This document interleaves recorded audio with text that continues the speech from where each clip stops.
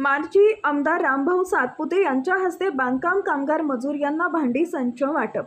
माळशिरस विधानसभा मतदारसंघाचे माजी आमदार रामभाऊ सातपुते यांच्या शुभ हस्ते फुलेनगर माळशिरस येथील महाराष्ट्र इमारत व बांधकाम कामगार कल्याणकारी मंडळ यांच्या योजनेअंतर्गत बांधकाम कामगार मजूर यांना आज गृहोपयोगी भांडी संच वाटप करण्यात आले।